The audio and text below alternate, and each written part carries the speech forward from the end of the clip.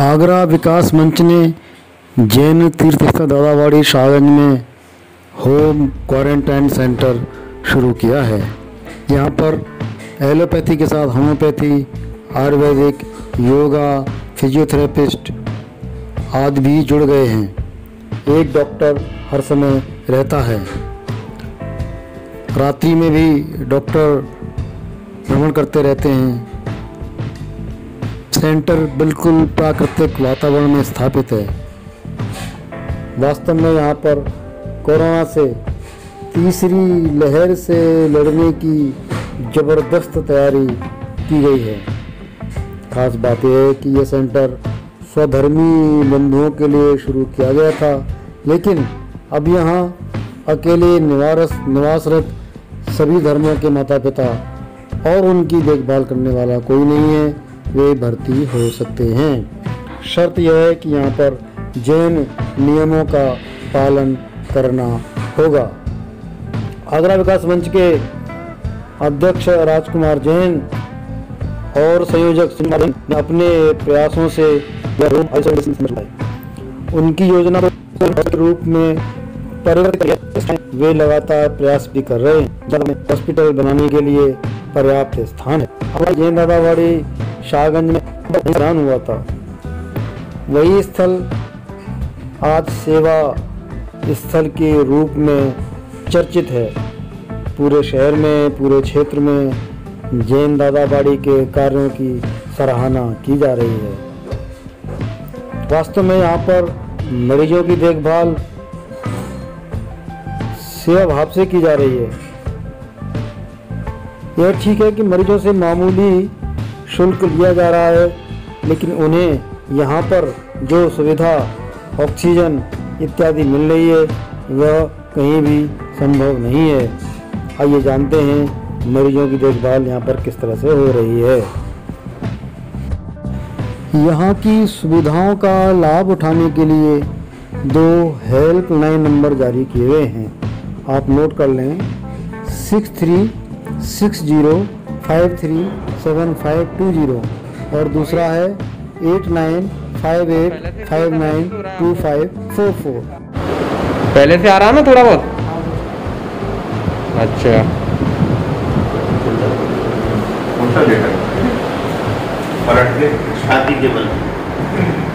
मैं doctor S के Gupta, senior physiotherapist, Agra.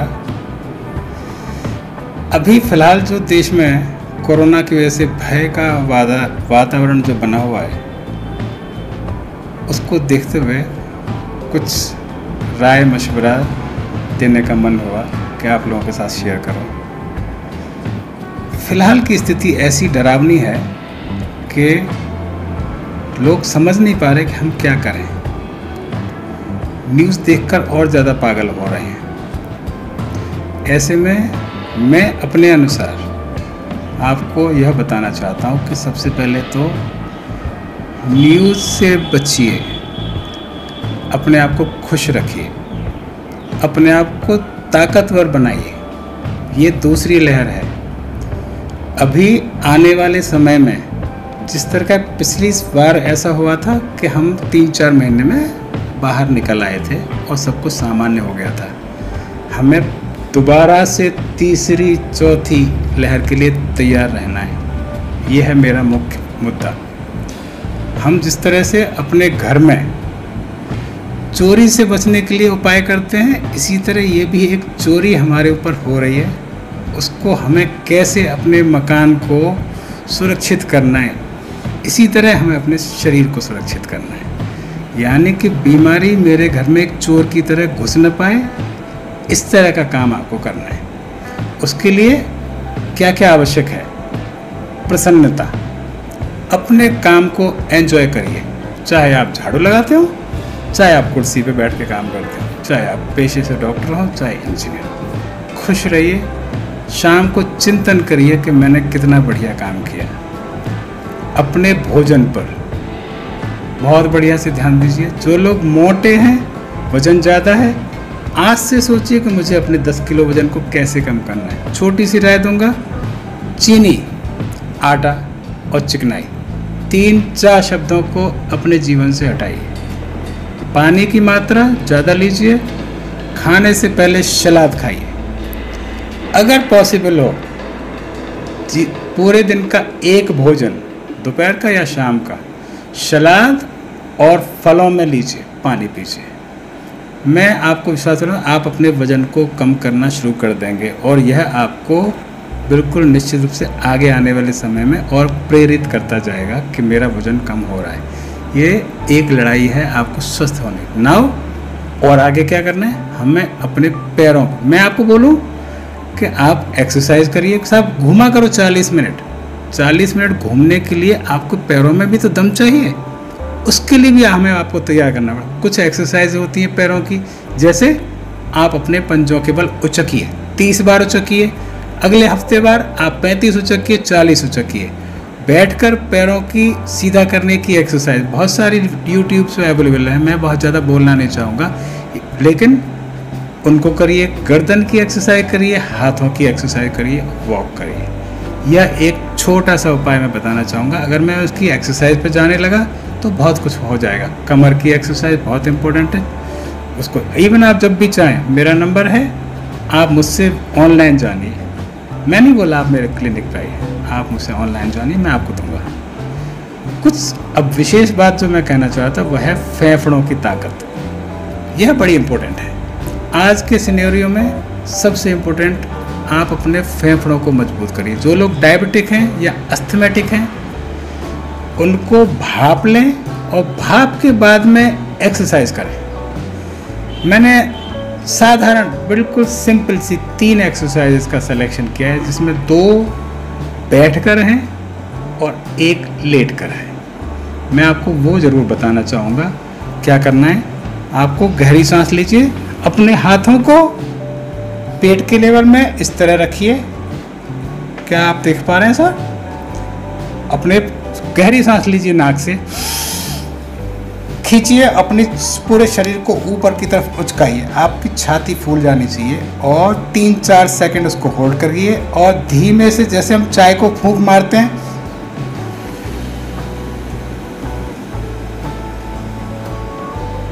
दस सेकंड, 20 सेकंड, 30 सेकंड, आप कितने सेकंड में आप उसको बाहर निकाल पा रहे हैं। इस एक्सरसाइज को कम से कम 10 बार रिपीट करिए। ये आपकी पहली एक्सरसाइज है। इसको करने के बाद में दूसरी एक्सरसाइज आपको करना है, गहरी सांस लीजिए और जैसे आपको मोमबत्ती बुझा रहे हो इस तरह से जोर से फूंक मारना है। मैं आपको दोबारा करके बताऊंगा। मैंने आपको एक बार निकाला, अब ये शुरू हो रही है।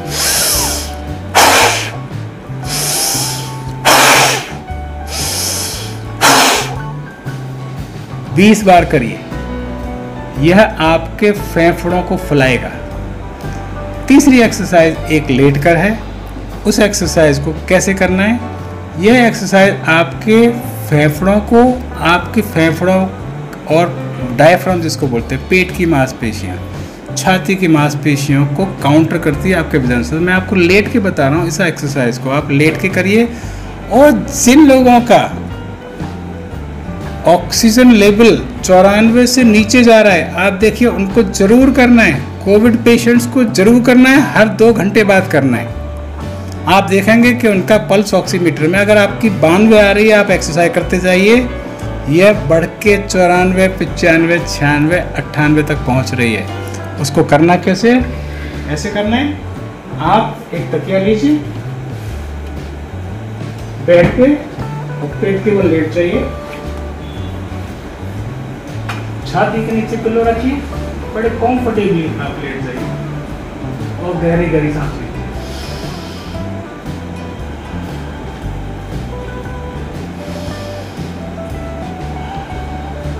मैं नहीं बोल रहा आप बहुत ज्यादा करिए, 2 मिनट करिए। और अगर आपके पास पल्स ऑक्सीमीटर है, आप अपनी नी में लगा लीजिए। आप देखेंगे कि 92 से 96 या इवन 96 से 98 या 100। अभी मेरे पास पल्स ऑक्सीमीटर नहीं है, मेरी आमतौर पर 98 रहती है और मैं इसको 100 पे 10 सेकंड में लेके आता हूँ। मेरी पल्स ऑक्सीमीटर 100 आती है 2 मिनट के अंदर। ये 3 एक्सरसाइज करिए और खुश रहिए। धन्यवाद। आज के वर्तमान दौर में जो ये कोरोना का संक्रमण चल रहा है, ये सबसे ज़्यादा हमारे इम्यूनिटी सिस्टम को कमज़ोर कर रहा है और हमारे फेफड़ों को संक्रमित कर रहा है। इन सारे रोगों से बचने के लिए और अपने आप को पूर्ण स्वस्थ करने के लिए हमें यौगिक उपाय अपनाने चाहिए, जिसमें हम अनुलोम विलोम का अभ्यास कर सकते हैं। अनुलोम विलोम हमारे फेफड़ों को स्वस्थ रखता है और पूर्ण वायु का संचार हमारे फेफड़ों में करता है। तो कम से कम हमें 5 से 10 अनुलोम विलोम का अभ्यास नित्य प्रति करना चाहिए।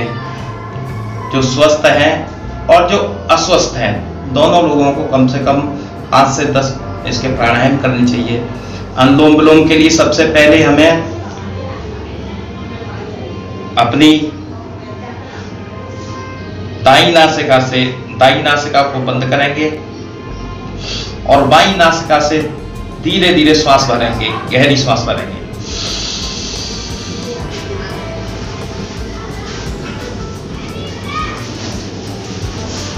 बाई नासिका को बंद करेंगे और धीरे धीरे दाई नासिका से श्वास को छोड़ देंगे। फिर दाई नासिका से श्वास भरेंगे, बाई नासिका से छोड़ देंगे। ये एक अनुलोम विलोम का आवृत्ति हुई। अब दूसरी बार फिर बाई नासिका से श्वास भरेंगे, दाई से छोड़ देंगे, फिर दाई से श्वास भरेंगे, बाई से छोड़ देंगे। ये 2 प्राणायाम हुए। इन 2 प्राणायामों को कम से कम हमें 5 से लेकर 10 बार इन प्राणायामों का अनुलोम विलोम को करना है, जो हमारे फेफड़ों में स्वस्थ शुद्ध वायु को संचरण करता है और हमें रोगों से लड़ने की क्षमता देता है। और जो ऑक्सीजन का स्तर है उसको हमें और आसमान की ओर देखना है। यथाशक्ति सांस को रोक के रखें और धीरे धीरे धीरे सांस छोड़ते हुए वापस आ जाएं। फिर दोबारा से सांस भरते हुए ऊपर की ओर देखना है और धीरे धीरे सांस छोड़ते हुए ऐसे ही भुजंगासन का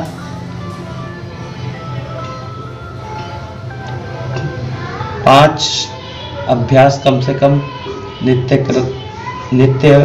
करें और हम सारे रोगों से बच सकते हैं। ऑक्सीजन का स्तर, हमारे ऑक्सीजन का स्तर एक स्वस्थ लेवल पर रह सकता है, जहाँ हमें किसी भी अप्राकृतिक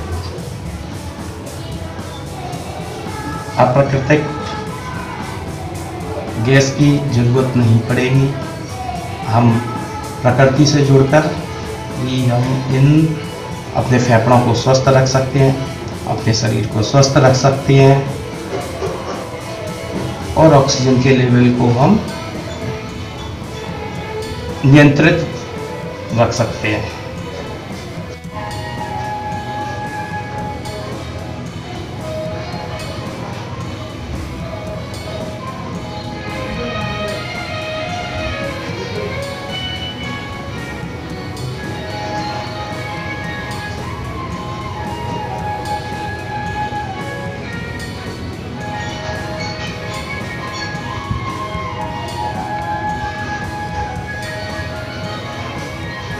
सांस पर ध्यान देंगे, बिल्कुल अपनी सांस पर ध्यान देंगे।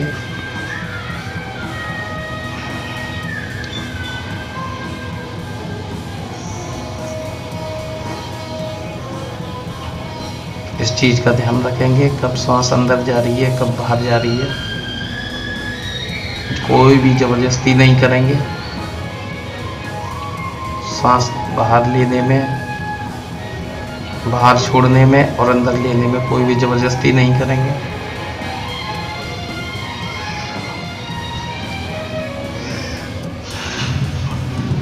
दूसरा अभ्यास हम भुजंगासन का कंधों के बराबर में रखेंगे और सांस भरते हुए धीरे धीरे गर्दन से ऊपर की ओर कमर को उठाएं।